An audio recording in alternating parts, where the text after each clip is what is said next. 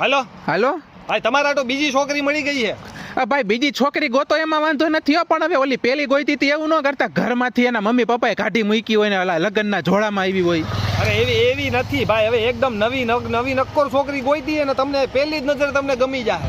એલા ભાઈ પેલી નજરે ગમી જાય એવી છે. હા જો ભાઈ હું પહેલા કહી દઉં, મારા હાઈટના લેવલે પહોંચવી જોઈએ અને હેને આમ રંગ રૂપે તો એની મને હિરોઈન ડિમાન્ડ છે કે છોકરો એન્જિનિયર કા ડોક્ટર હોવો જોઈએ. એલા ભાઈ હવે તમે મેરેજ બ્યુરો લઈને બેઠા હો ને તો તમારે એને મનાવી લેવાની હોય કે એન્જિનિયર ને ડોક્ટર કરતા આ છોકરો સારો છે. અરે પણ છોકરી પોતે ડોક્ટર ને છોકરી છે. ઈ ભલે ને ડોક્ટર ની છોકરી તો મારું નામ દઈને કહી દેજો કે સામે વાળો છોકરો છે ને એ વકીલ નો છોકરો છે. અરે એમ નહીં, હવે જાનવરના ડોક્ટર ની છોકરી છે. ભાઈ જાનવરના ડોક્ટર ની છોકરી મારે નથી જોતી ભાઈ, પોતે એનું ભણેલી છે તો મારા ઘરે ગાયું ને ભેહું ઊભી રાખશે. ભાઈ એક તો તમારે 6 મહિનામાં એકવાર તમારે છોકરી કોક તમને પસંદ કરતો હોય, એમાંય તમે આવી બધી ડિમાન્ડ રાખો, તમારે શું કરી લેવું? હવે પછી તમારે પૈસા પાછા લઈ જાઓ ભાઈ. તો એક કામ કરો.